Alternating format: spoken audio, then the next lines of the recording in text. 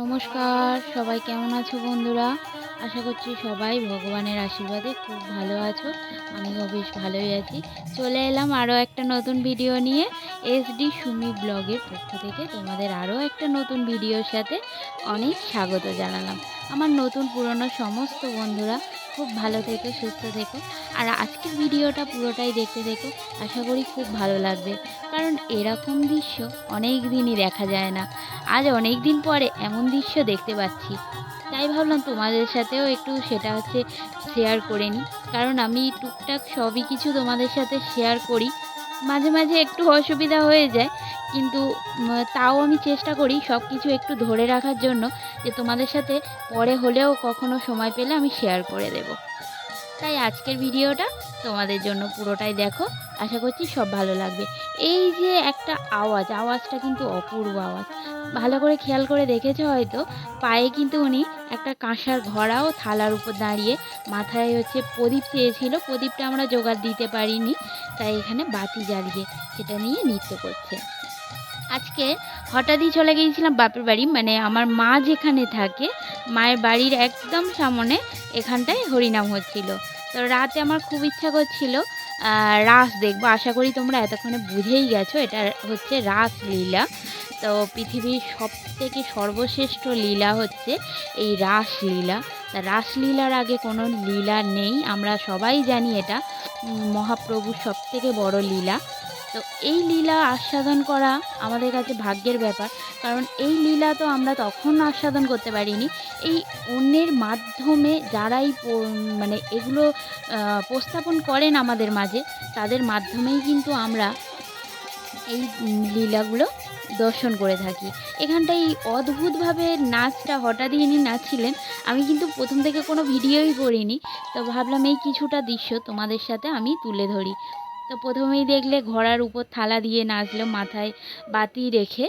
আর তারপরেই করলো কিন্তু দাঁতে একটা ঘোড়া, হাতে একটা ঘোড়া, হাতে থালাতে ফুল আর দিয়ে কিন্তু উনি ঘুরে নৃত্য করলেন।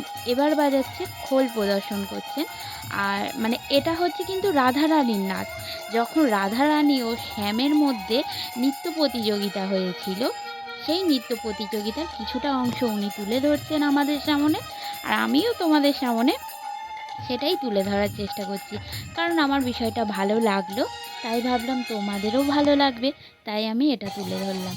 আর এখানে ওনার যে সহকারীরা আছে, তারাও কিন্তু কিছুতে কম যায় না। এবার হচ্ছে শ্যাম নৃত্য, মানে কৃষ্ণের নৃত্য। তো কৃষ্ণ নৃত্য করার জন্য এবার উঠে পড়েছে ঘোড়ার উপর, একইভাবে মাথায় খোল রেখে।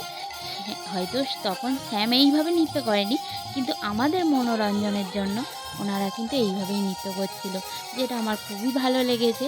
আমি তাই ভাবলাম তোমাদের সাথে শেয়ার করি। হরে কৃষ্ণ কৃষ্ণ কৃষ্ণ হরে হরে, হরে রাম রাম রাম হরে হরে। এই মহামন্ত্রের আগে নাকি কোনো মন্ত্রই নেই, এই মন্ত্রে নাকি হয় মুক্তি লাভ।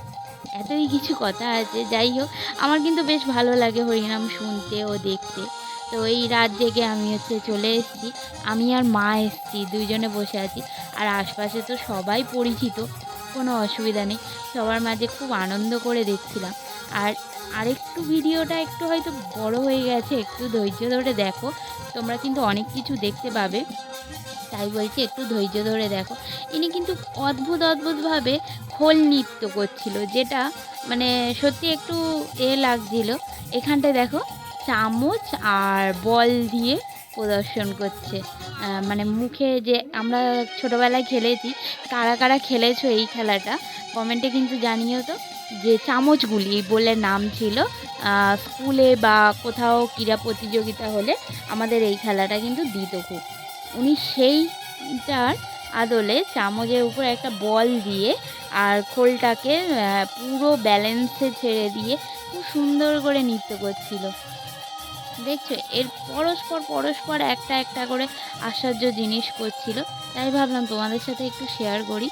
আর তোমরা যারা আমার চ্যানেলের নতুন বন্ধু, একটু আমার চ্যানেলটা সাবস্ক্রাইব করে আমার এই ছোট্ট পরিবারটাকে বড় করতে সাহায্য করো। আর সবাই আমার পাশে থেকো, সাথে থেকো, সাপোর্ট করো, আর একে অপরের পাশে দাঁড়িয়েও এখন। দেখো এবার করছে কাঁচের গ্লাসে নৃত্য, মানে কাঁচের গ্লাসের ওপর খোলটা দিয়ে এইভাবে মানে দুরকমভাবে করলো। তুমি দেখো এইগুলো মানে তোমাদের কি বলবো, এগুলো সত্যি ব্যালেন্সের ব্যাপার। সবাই কিন্তু করতে পারে না। উনি যে এক পাখি ঘুরুক আর যাই ঘুরুক, কিন্তু অনেকটাই করছে, কারণ আমরা সাধারণ মানুষরা কিন্তু ঝট করে করতে পারবো না। এগুলো অভিজ্ঞতার দরকার পড়ে, অভিজ্ঞতা ছাড়া এই কাজগুলো করা যায় না। এখানে এবার একটা ওই কাঁচের ছোট বোতল নিয়ে নিয়েছে, কতটা ওই কোল্ড ড্রিঙ্কসের বোতলের মতো। দেখো ওই যে বোতলটা নিয়েছে, বোতলটার উপর ব্যালেন্স করছে। এগুলো বলো সাধারণ মানুষদের পক্ষে কিন্তু সম্ভব না। তাই ভাবলাম তোমাদের সাথে একটু এগুলোই শেয়ার করি। আর এর যে পাশাপাশি যে মানে খোল করতালের আওয়াজটা হচ্ছে অপূর্ব অনবদ্য একটা আওয়াজ, কী যে বলবো। তার পরে পরেই দেখিয়ে দিল রাধারানী ও শ্যামের যুগল যে দৃশ্যটা হয়। উনি যেহেতু যিনি গায়িকা ছিলেন তিনি একা, তো আমাদের এখান থেকে আরেকজন নিল, এটা আমাদের আরেকটা বন্ধু, তাকে নিল, নিয়ে রাধারানী করে এই যুগল দৃশ্য এখানেই সমাপ্ত করলো রাত। তাই এখানে এবার যেহেতু ভোরের আলো ফুটে গেছে, সকাল হয়ে গেছে, উনি একটু কিছু কয়েকটা গান গাইলো আর আমরা সবাই একটু হোলি খেললাম, আনন্দ করলাম, ওর নৃত্যও করলাম। তো এখানেই ব্যাস আমার কথা শেষ করছি। সবাই আমাদের একটু আনন্দ উপভোগ করাটাও দেখো। আজকের মতো ভিডিওটা এখানেই শেষ, রাখছা। সবাই ভালো থেকো, সুস্থ থেকো, দেখা হচ্ছে নতুন একটা ভিডিওর সাথে।